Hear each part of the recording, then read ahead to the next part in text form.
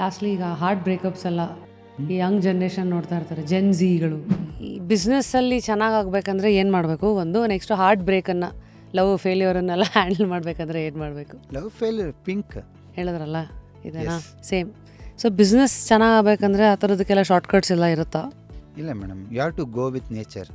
Shortcuts long term ಇರಲ್ಲ, but ಪ್ರಿಸೈಸಾಗಿ ಕೆಲವೊಂದಕ್ಕೆ ಮಾಡ್ಬೋದು.